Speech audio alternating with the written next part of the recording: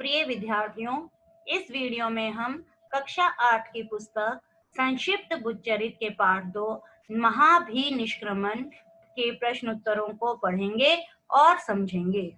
प्रश्न 8 है, छंदक के लौटने पर राजमहल के लोगों की दशा का वर्णन कीजिए।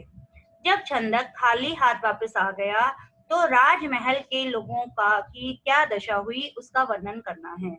उत्तरार्ध, छंदक के राजमहल लौटने पर राजमहल में सबको लगा कि राजकुमार लौट आए हैं, पर खाली घोड़े को देखकर उन्हें पता चल गया कि कुमार नहीं लौटे हैं। तब वे दुखी होकर रोने लगे। सारा राजमहल शोक में डूब गया। माता गौतमी बिलक बिलक कर रोने लगी। महाराज मूर्छित होकर धरती पर गिर गए। जब छंदक अकेले वापस आ गए तो पहले तो राजमहल में सबको लगा कि राजकुमार वापस आ गए हैं, परंतु जब उन्होंने खाली घोड़े को देखा तब उन्हें पता चल गया कि कुमार वापस नहीं आए हैं। तब वे बहुत दुखी हो गए और रोने लगे। सारा राजमहल ही दुख में डूब गया। माता गौतमी तो बहुत अधिक रोने लगी और महाराज रोते रोते बेहोश होकर धरती पर गिर गए। प्रश्न नंबर 9, सिद्धार्थ ने आश्रम क्यों छोड़ा? उत्तर 9, आश्रम में तपस्वी ने सिद्धार्थ को बताया कि हम कठोर तपस्या करके सुख प्राप्त करना चाहते हैं। सुख ही धर्म का मूल है। उसकी ये बातें सुनकर सिद्धार्थ को शांति नहीं मिली। वह सोचने लगा कि इन तपस्वियों और आम आदमी में कोई अंतर नहीं है। आम आदमी भी धरती पर सुख पाने के लिए कष्ट भोग रहे हैं और ये तपस्वी स्वर्ग में सुख भोगना चाहते हैं। सिद्धार्थ को यह ठीक नहीं लगा। वह तो कुछ ऐसा करना चाहते थे कि जिससे जो फल मिले वह स्थायी हो। इसलिए सिद्धार्थ ने आश्रम छोड़ दिया। जब सिद्धार्थ संन्यास धर्म ग्रहण कर आश्रम में आ गए तब वहां एक तपस्वी ने उन्हें बताया कि हम तो बहुत ही कठोर तपस्या करते हैं और हम तपस्या इसलिए करते हैं क्योंकि हम सुख प्राप्त करना चाहते हैं। सुख ही धर्म का मूल है। तब उसकी ये बातें सुनकर सिद्धार्थ को शांति नहीं मिली। अच्छी नहीं लगी उसे ये बातें। वह सोचने लगा कि इन तपस्वियों में और आम आदमियों में तो कोई अंतर ही नहीं है। आम आदमी, साधारण आदमी धरती पर सुख प्राप्त करने के लिए इतने कष्ट सहते हैं और ये तपस्वी स्वर्ग में सुख पाना चाहते हैं। दोनों ही सुख पाना चाहते हैं। तब सिद्धार्थ को यह ठीक नहीं लगा। वह तो कुछ ऐसा करना चाहते थे जिससे जो फल मिले वह हमेशा के लिए हो। इसलिए सिद्धार्थ ने उनका आश्रम छोड़ दिया। प्रश्न नंबर 10, राजमंत्री और राजपुरोहित ने सिद्धार्थ को वन से लौट चलने के लिए क्या क्या तर्क दिए? जब सिद्धार्थ वन में आ गए थे तब उनके पिता ने राजमंत्री को और राजपुरोहित को उन्हें मनाने के लिए भेजा। तब उन दोनों ने उन्हें बहुत समझाया। हमने ये बताना है कि उन्होंने क्या क्या तर्क दिए। उत्तर 10, राजमंत्री और राजपुरोहित ने सिद्धार्थ को वन से लौट चलने के लिए निम्नलिखित तर्क दिए। सबसे पहले राजमंत्री ने सिद्धार्थ को वन से लौट चलने के लिए तर्क देते हुए कहा कि महाराज आपके वियोग में तड़प रहे हैं, आपके बिना तड़प रहे हैं। प्रत्येक कार्य का एक निश्चित समय होता है। उचित समय आने पर आप वन चले जाइएगा। अभी तो आप राजमहल लौटकर महाराज पर दया करें।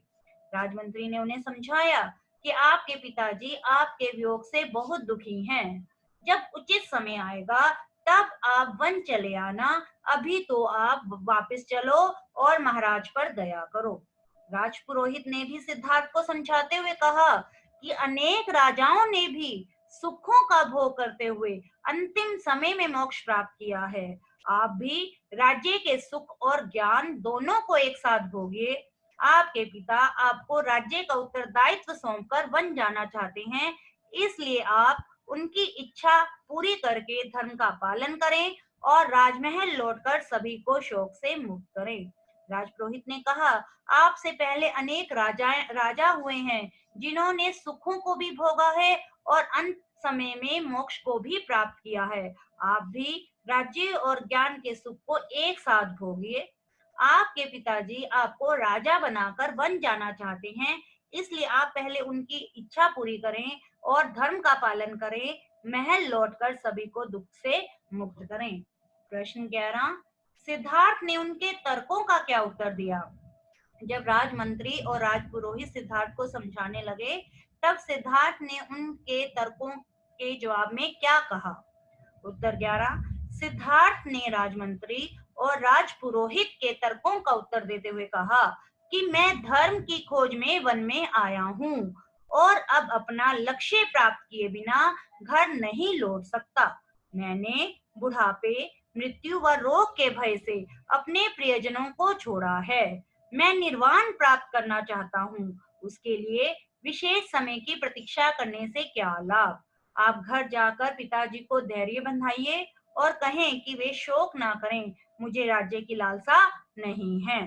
सिद्धार्थ ने उन्हें कहा कि मैं तो धर्म की खोज करना चाहता हूँ और जब तक मैं अपने लक्ष्य को प्राप्त नहीं करूंगा, तब तक मैं घर नहीं लौटूंगा। मैंने बुढ़ापे, मृत्यु और रोग के डर से ही अपने प्रियजनों को छोड़ा है। मैं मोक्ष प्राप्त करना चाहता हूँ और इसके लिए मुझे विशेष समय की प्रतीक्षा करने की कोई जरूरत नहीं है। आप घर चले जाएं और पिताजी को समझा दें कि वे मेरे लिए दुखी ना हो। मुझे राज्य का कोई लालच नहीं है, मैं राजा नहीं बनना चाहता। प्रश्न 12, बिंबसार कौन था? वह सिद्धार्थ से मिलने क्यों आया? उत्तर 12, बिंबसार मगध देश का राजा था। जब उसे पता चला कि सिद्धार्थ परम ज्ञान प्राप्त करने के लिए घूम रहे हैं, तो वह उनसे मिलने आया। उसने सिद्धार्थ से कहा कि तुम्हारे और हमारे वंश में मैत्रीपूर्ण संबंध हैं। तुम प्रजा पालन करने के स्थान पर हाथ क्यों फैला रहे हो? हमें समय के अनुसार ही आचरण करना चाहिए। आपको इस रूप में देखकर मुझे कष्ट हो रहा है, ऐसा मैं स्नेहवश कह रहा हूँ। जब सिद्धार्थ वन में घूम रहे थे, तो वहां पर मगध देश के राजा बिम्सार आए। जब उन्हें पता चला कि ये तो मोक्ष प्राप्त करना चाहते हैं, तो बिम्सार राजा से मिलने आए। उन्होंने सिद्धार्थ से कहा कि तुम्हारे वंश में और हमारे वंश में बहुत ही मित्रतापूर्ण संबंध रहे हैं।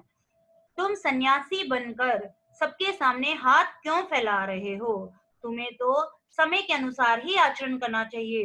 तुम्हें राजा बनना चाहिए। तुम्हें एक सन्यासी के वेश में देखकर मुझे बहुत दुख हो रहा है, क्योंकि मैं तुमसे प्रेम करता हूँ, इसलिए मुझे ऐसा लग रहा है कि तुम वापस चलो। प्रश्न 13, बिंबसार ने सिद्धार्थ के सामने क्या प्रस्ताव रखा और उन्हें कैसे समझाया? उत्तर 13, बिंबसार ने सिद्धार्थ के सामने यह प्रस्ताव रखा कि वह और उसकी सेना उसकी सहायता करने के लिए तैयार है। आप मुझसे मित्रता कर लीजिए और राज्य जीतकर सुख भोगिए।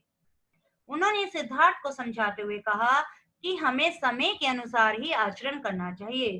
तुम्हारी यह अवस्था विषयों को भोगने की है, त्याग करके संन्यास ग्रहण करने की नहीं। तुम अपनी शक्ति व्यर्थ न करो। धर्म, अर्थ व काम का सेवन करके अपने कर्तव्य का पालन करो। बिम्सार ने सिद्धार्थ के सामने यह भी शर्त रखी कि वह और उसकी सेना उसकी सहायता करने के लिए तैयार है और तुम उनसे मित्रता कर लो और राज्य जीतकर सुख भोगो, राजा बन जाओ। बिम्सार ने सिद्धार्थ को राजा बनने के लिए कहा। तब उन्होंने सिद्धार्थ को यह भी कहा कि हमें समय के अनुसार ही आचरण करना चाहिए। जैसा समय हो वैसा ही आचरण करना चाहिए। अभी तुम जवान हो, यह समय तुम्हारा संन्यास ग्रहण करने का नहीं है। तुम अपनी शक्ति व्यर्थ ना करो। तुम धर्म, अर्थ और काम का सेवन करके अपने कर्तव्य का पालन करो, अर्थात राजा बन जाओ।